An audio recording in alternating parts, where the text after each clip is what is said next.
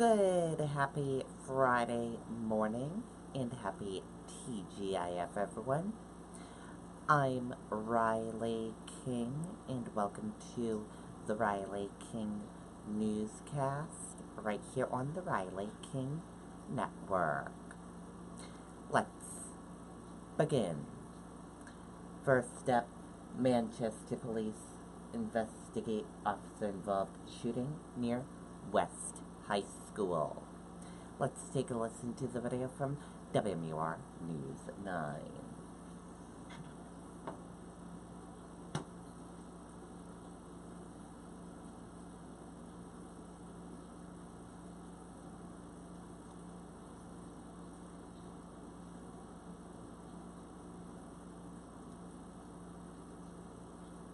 If you're not happy with your large impersonal propane dealer, you're not obligated to use them.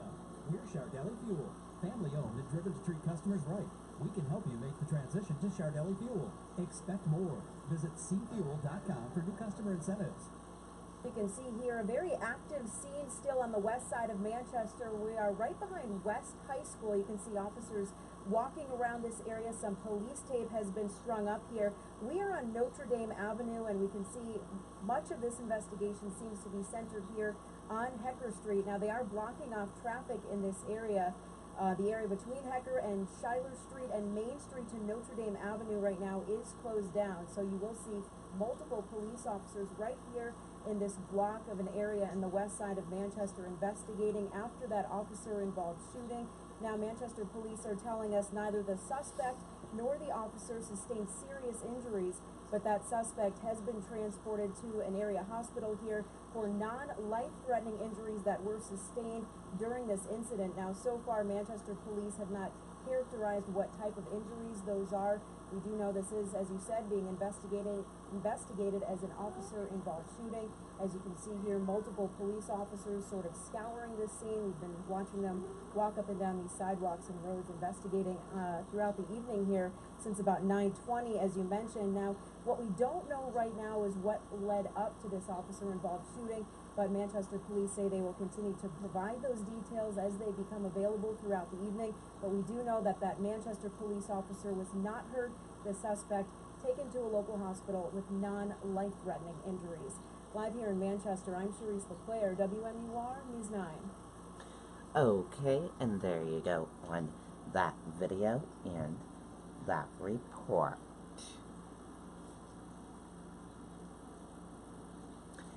Five years later, officials praise kidnapping victims' tenacity strength. Let's take a listen to the video from WMUR News 9, Amy Cavino.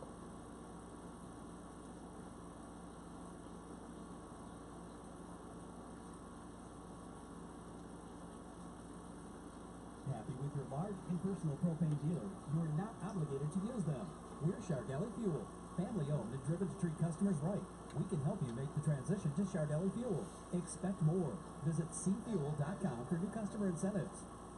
We did not have one single piece of evidence that pointed at him until she told us his name. Candor from the most experienced crime solvers in the state. Investigators ran Nathaniel Kibby's name through the database that cataloged 5,000 tips and leads, and there wasn't a single trace. Despite him driving by that police department to and from work every day. He must have passed through the vehicle checkpoints set up by the FBI and seen the grid searches combing through the woods in the area where the high school freshman was last seen walking home from school October 9th, 2013. Within seconds or minutes, her life changed forever. Her boots were new and hurting her feet. Investigators say she was regretting her decision not to take the bus home that day from Kennett High School. And as she turned off North-South Road into this cut-through street, a car pulled up and she had blisters.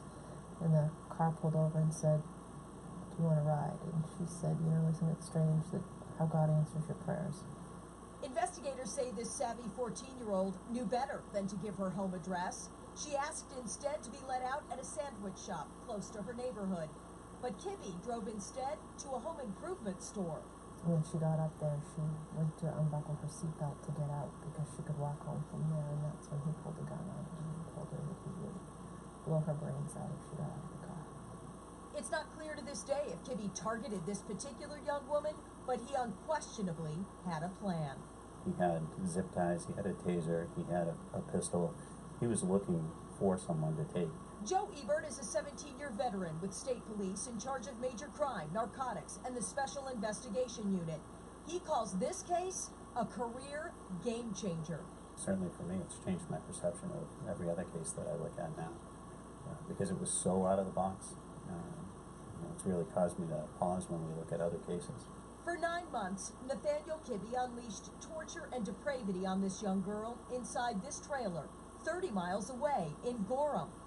He affixed a shock collar around her neck, restrained her to a bed while he went to work, her only access to water via an aquarium tube, adult diapers for a toilet, subjected to daily rapes. Why didn't she yell for help?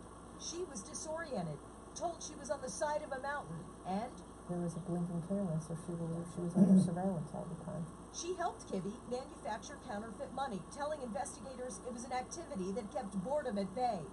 Those counterfeit bills passed to a prostitute at a motel room in Maine is what led to Kibby's downfall. The bills were flagged at Walmart. The prostitute, questioned by police, calls Kibby angry about the phony money fiasco, but Kibby quickly realizes it's only a matter of time before investigators catch up to him, and tells his captive, You have to get rid of everything, including me. investigators credit the survivor for strength and brilliance. She convinced Kibby if he just let her go, she would never reveal the truth. They practiced a false physical description and rehearsed police interrogation.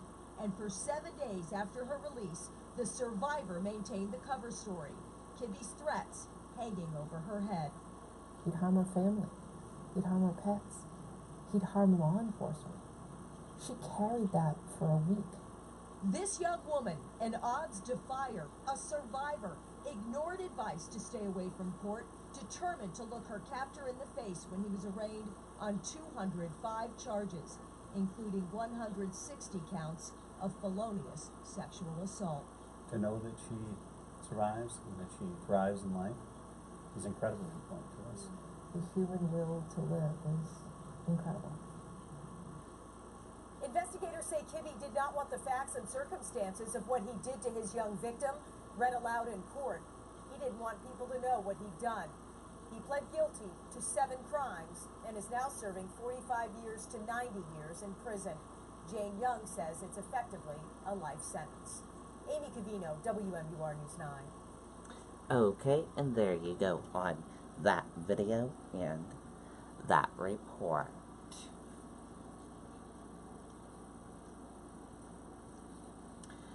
Four people in Massachusetts City contract laryngitis disease.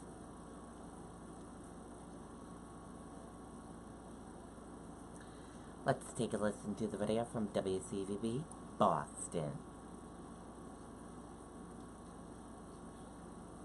OasisShowerDoors.com and use our estimator tool to design the perfect shower for your home. Whether it's a frameless shower door, steam enclosure, tub slider, or spray panel, let us create your personal oasis at OasisShowerDoors.com. On the golf course on Monday, we teed off at 3:30. By 10 o'clock, I was in an ambulance. Lisa Kossabum, back home from the hospital, diagnosed with Legionnaire's disease. A couple of rough days. Came home, spiked a really high fever, started shivering, started throwing. I was having diarrhea, coughing. Legionnaire's cannot be passed on by person-to-person contact, but it can be fatal. Kossabum knew the symptoms. She got it once before 9 years ago. Really almost died. I had waited probably 3 or 4 days before I sought help. It was a long haul from there. It took me almost a year to recover from it. Kossabum is one of 4 Lower residents infected over the past few months. Health officials say those cases are unrelated to the recent outbreak in Hampton Beach, New Hampshire. 1 dead, 14 sick, traced to possible hotels. I was at the movies, could be air conditioning, and anywhere I had been. I was in a friend's hot tub, could have been that. The Legionella bacteria passed on from infected aerosol droplets. Castleton counting her lucky stars. I wouldn't be surprised if there's more than 4 too. When I was in the hospital last night, the nurse told me there was another patient on the floor that also had it. We caught it early. That's all I can be thankful for. Lucky indeed. Castleton says she'll be well enough to get back to work by Monday. Tonight, Mass DPH is coordinating a follow-up, trying to find the source of exposure and any possible connection between the 4 cases here. Okay, and there you go on that video and that report.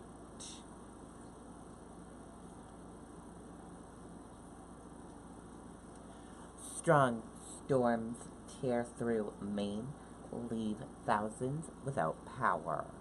Let's take a listen to the video from WCVB News 8 Maine.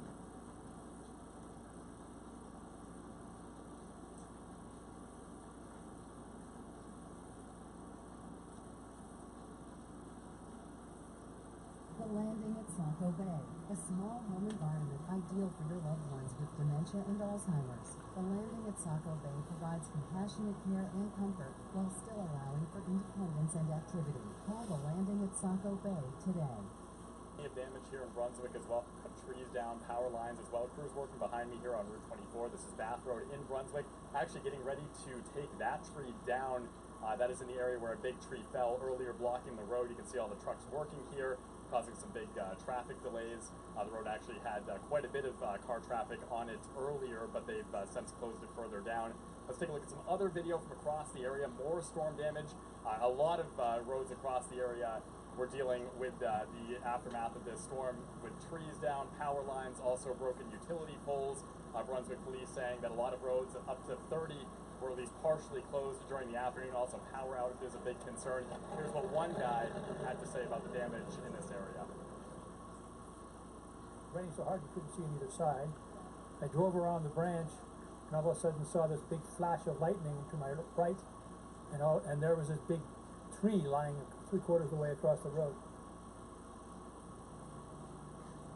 And that is something that we have heard over and over again in this area. You can see the lines down across the road there where those trees came down. Crews have been working here for several hours. They will be on scene likely for several hours more. Again, continuing to take care of some of the other trees back along the side of the road there. Thankfully, Brunswick Police telling us at this point in time, no injuries have been reported. Okay, and there you go on that video and that report.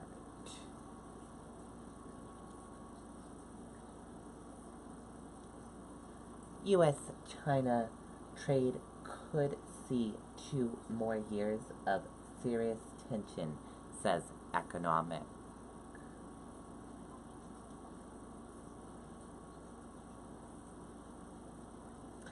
A new offensive in the U.S.-China trade war appeared to loom on the horizon on Friday.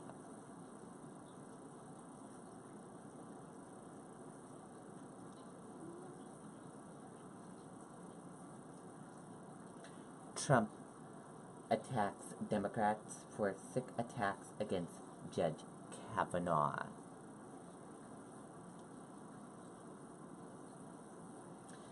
Speaking to supporters at a campaign rally in Montana on Thursday, President Trump went on the offense against Democrats over what he described as sick attacks against his nominee for Supreme Court Judge Brett Kavanaugh.